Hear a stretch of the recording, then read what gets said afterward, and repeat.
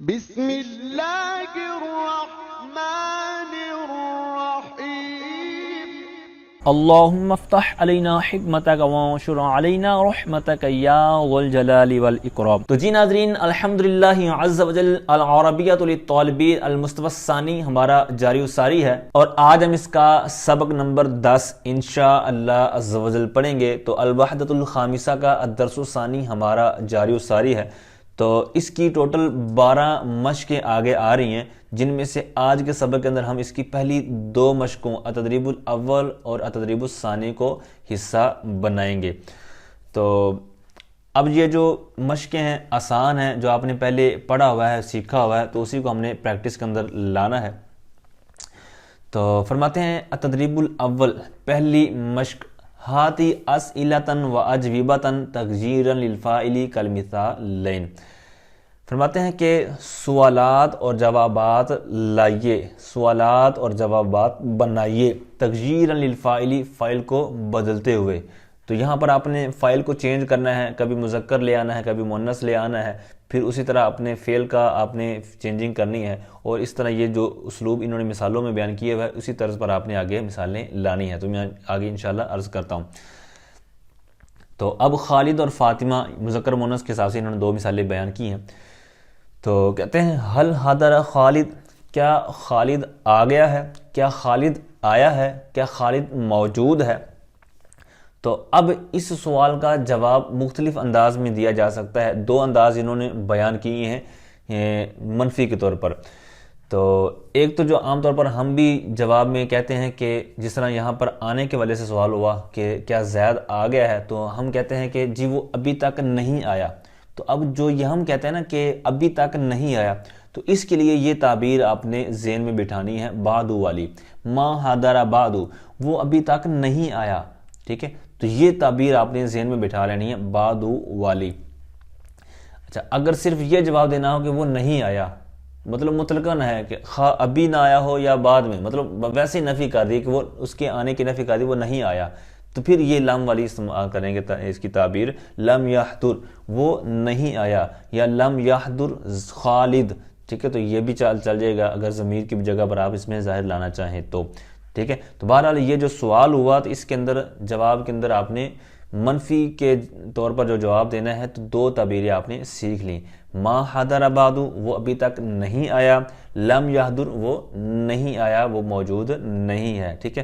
تو یہ 2 تعبیریں ہیں۔ تو اسی طرح کی نیچے مثالیں مؤنث کے طور پر ہیں، حل وصلت فاطمۃ، وصلت یہ وصول، پہنچنے کے معنی میں ہے، جس طرح ہم ایصال ثواب کہتے ہیں، یعنی ثواب پہنچانا۔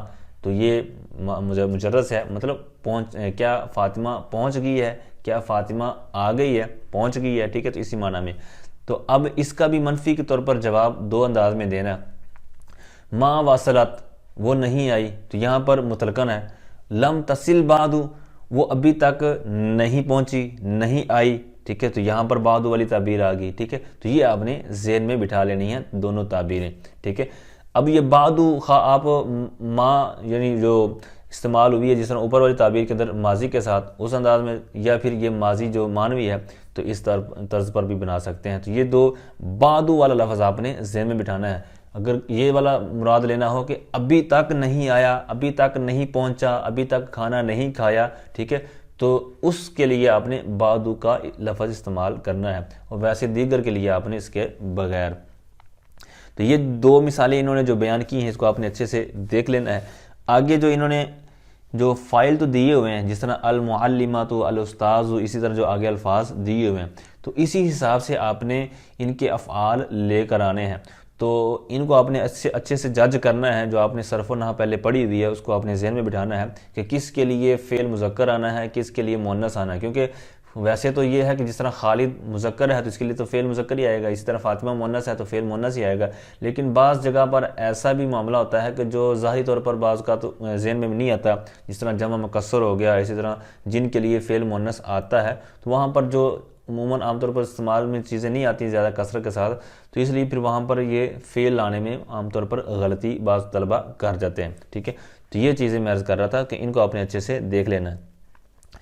تو بہرحال اب یہ 2 اسلوب جو ہم نے مثالوں کے اندر دیکھے ہیں نا، کہ حل حضر خالد یا اس طرح حل واصلت فاطمہ، آگے جتنی بھی خانے انہوں نے دیے ہوئے ہیں ہمارے لیے چھوڑے ہوئے ہیں کہ ہم اس کے اوپر پریکٹس کریں، اس کے اوپر تدریب کریں، تو اس میں صرف وہی افعال لے آئیں گے تو اس طرح کوئی مزہ نہیں آئے گا.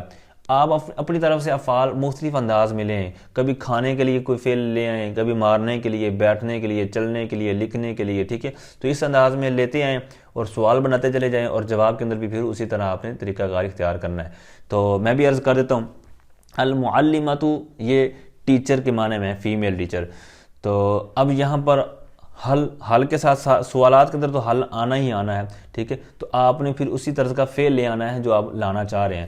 تو اب یہاں پر ہم سوال بنا دیتے ہیں کہ حل اکلت، آگے المعلمۃ، حل اکلت المعلمۃ، کیا ٹیچر نے کھانا کھا لیا ہے. تو آگے آپ بعد والا تعبیر استعمال بھی کر سکتے ہیں، دوسری بھی کر سکتے ہیں، ٹھیک ہے. تو ما اکلت یہ بھی ٹھیک ہے، ما اکلت بعد یہ بھی چل جائے گا، ٹھیک ہے. یا اس کے ساتھ آپ بعد نہیں لگانا چاہتے، لم تاکل بعد، تو اس طرح بھی چل جائے گا. تو اب اس بار بار ان سب کا ترجمہ کرنے کی حاجت نہیں ہے، کیونکہ اوپر جو آپ نے تعبیریں پڑھ لی ہیں، جو ترجمہ ان کا سیکھ لیا ہے، تو بالکل سیم یہاں پر وہی ہے، لیکن یہاں پر ترجمہ اس انداز کا ہو جائے گا جس طرح کا فعل ہوگا. مطلب کیا ہے، کیا ٹیچر یا استاد صاحب نے یا استانی نے کھانا کھا لیا ہے. تو ما اکلت کھانا اس نے یا انہوں نے بھی انہوں نے کھانا نہیں کھایا، اور اگر بعد بھی لگا دیں گے تو پھر ترجمہ ہو جائے گا انہوں نے ابھی تک کھانا نہیں کھایا. اور اگر بعد آپ لم تاکل بعد کے ساتھ لگاتے ہیں تو پھر اس کے ساتھ ترجمہ وہ بن جائے گا کہ ٹیچر صاحب نے یا استانی صاحبہ نے کھانا ابھی تک نہیں کھایا، ٹھیک ہے. تو اسی طرح آگے جتنے بھی افعال میں ذکر کر رہا ہوں تو ترجمہ میں نہیں کروں گا، آپ نے اس چیز کو اپنے ذہن میں خود ہی بٹھانا ہے کہ کس انداز میں ہوگا. تو سمپل چیزیں ہیں، جس کے ساتھ آپ بعد لگا دیں گے جواب کے اندر تو اس کا ترجمہ ابھی تک والا ہو جائے گا اور بقیہ سمپل ہو جائے گا. تو آگے استاد صاحب کے حوالے سے سوال، حل ضربہ الاستاذ، کیا استاد صاحب نے مارا ہے. تو آگے ما ضربہ اور لم یضرب بعد، ٹھیک ہے. تو اب پھر وہ ایک دفعہ دوبارہ عرض کر دیتا ہوں کہ اب بعد آپ خواہ ما ضربہ کے ساتھ لگا دیں یا لم یضرب بعد لگا دیں، ٹھیک ہے. تو جس کے ساتھ لگائیں گے پھر اسی طرح کا آپ کے ساتھ معاملہ ہو جائے گا، اسی طرح کی وہ تعبیر بن جائے گی، کیونکہ انہوں نے دونوں مثالوں کے اندر ہمیں یہ چینجنگ کر کے دکھایا ہوا ہے. آگے مدیر یہ ناظم، ڈائریکٹر اور دیگر معنی کے لیے جو آتا ہے تو ہم پہلے پڑھ چکے ہیں. تو یہاں پر ناظم صاحب کے معنی میں ہوگا جو کہ ہمارے ہاں استعمال ہوتا ہے. تو یہاں پر قعدہ بیٹھنے کے معنی میں، قعود جو ہے تو اسی سے ہم یہاں پر فعل لیں گے. حل قعد المدیر، کیا ناظم صاحب تشریف فرما ہے، کیا ناظم صاحب بیٹھے ہیں، بیٹھ گئے ہیں. تو پھر آگے آپ نے دونوں چیزیں لے آنی ہے، ما قعدہ یا لم یقعد بعد، جو بھی لانا چاہیں. آگے المدیرۃ ناظمہ، ناظم صاحبہ، ٹھیک ہے، یعنی مؤنث کے طور پر. تو یہاں پر آ جائے گا حل جلست المدیرۃ، کیا ناظمہ صاحبہ بیٹھ گئی ہیں، تشریف فرما ہو گئی ہیں، ٹھیک ہے. تو اس کا بھی آگے اسی طرح آپ نے جواب لے آنا ہے. آگے المسئول ذمہ دار، تو حل کاتب المسئول، کیا ذمہ دار صاحب نے لکھ لیا ہے. تو آگے پھر اس کا بھی آپ نے جواب دونوں طرح بنا لینا ہے. آگے المسئولۃ، مسئولہ یہ اس کا ذمہ دار کا مطلب فیمیل، تو کاتبات اس کے لیے بھی صیغہ آپ لے سکتے ہیں. اسی طرح کچھ بھی آپ لکھنا چاہیں، لانا چاہیں، لے سکتے ہیں. تو اس کا بھی پھر آگے منفی کے طور پر دونوں طرح صیغہ لے آئیں. اچھا آگے الطلاب، تو حل سامعت الطلاب، سامعت یہ واحد مؤنث کے طور پر ہو جائے گا جمع مکسر کے حساب سے فاعل، یعنی جس طرح الطلاب ہے.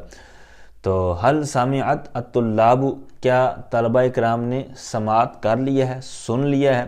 تو اس کا بھی آگے آپ نے دونوں طرح جملہ بنا لینا ہے. تو یہاں پر لم تس جو سامیہ سے لم یسمع لم تسمع، ٹھیک ہے، تو لم تسمع آئے گا، ٹھیک ہے، کیونکہ یہاں پر یہ مؤنث کے طور پر اس کو ہم لیں گے الطلاب کو. اچھا آگے الطالبات، یہ جمع ہے مؤنث طلبہ کے لیے، فیمیل طلبہ جو ہے.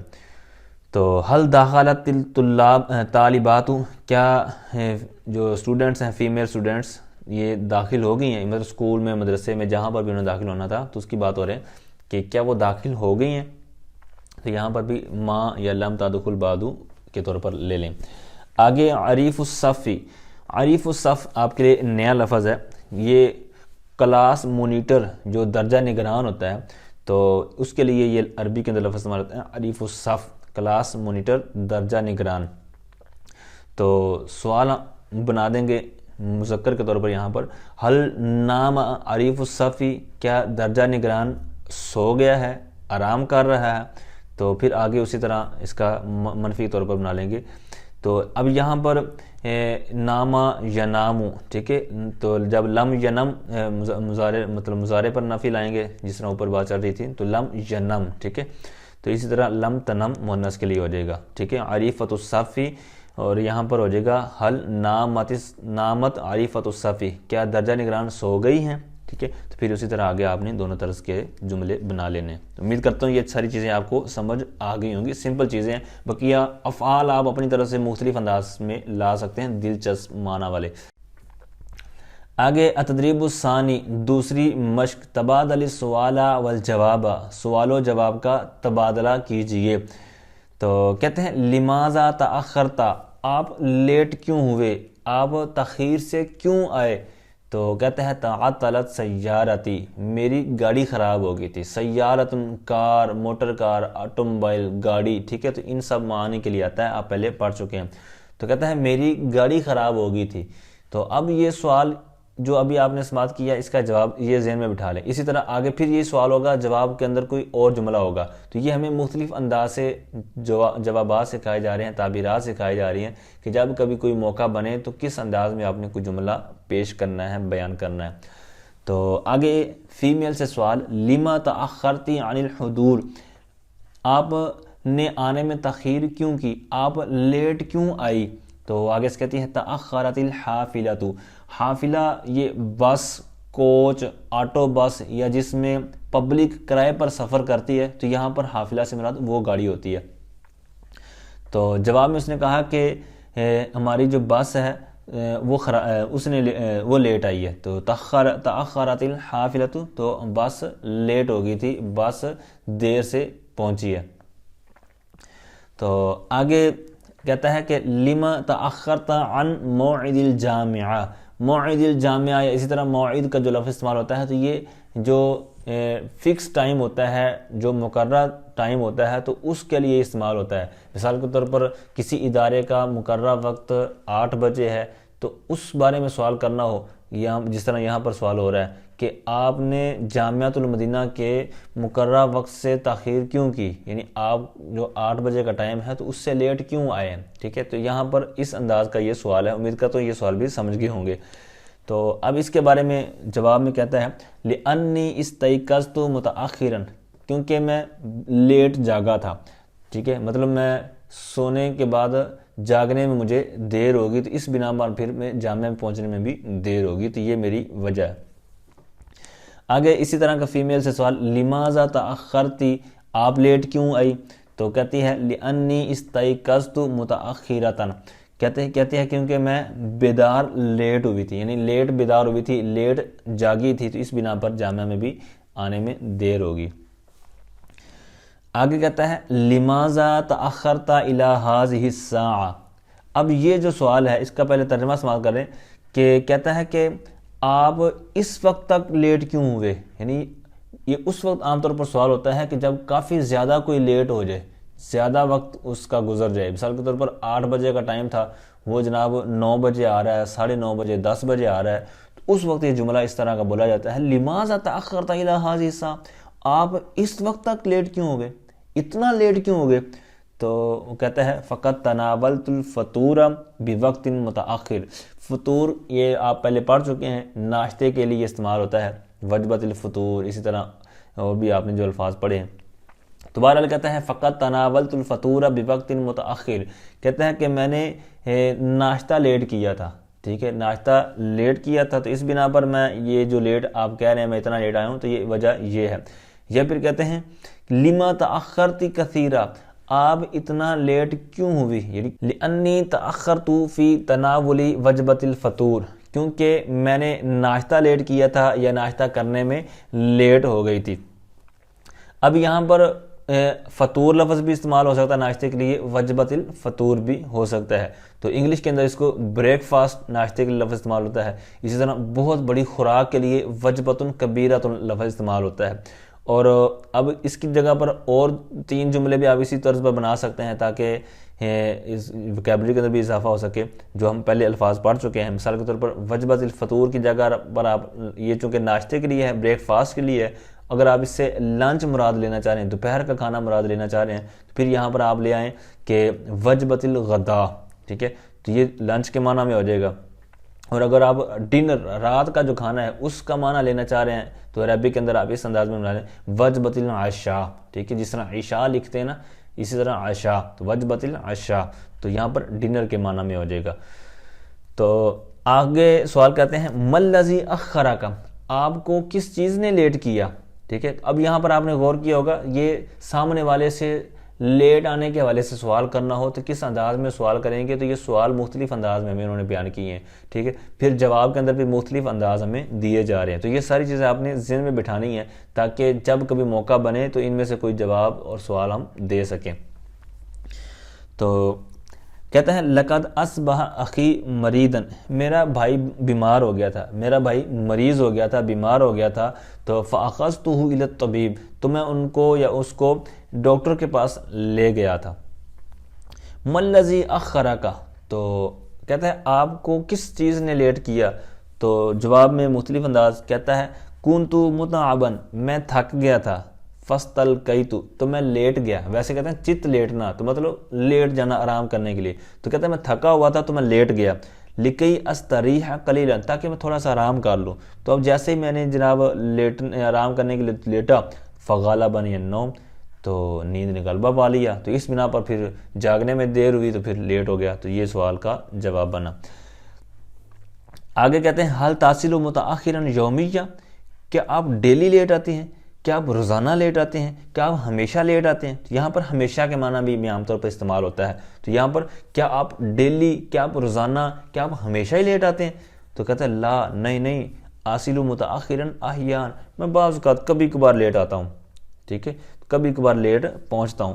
تو آگے مؤنث سے فیمیل سے سوال حل تاسی لینا متاخرتاً ابداً، کہ آپ ہمیشہ لیٹ آتی ہیں، کیا آپ ہمیشہ دیر سے آتی ہیں، کیا آپ ہمیشہ دیر سے پہنچتی ہیں.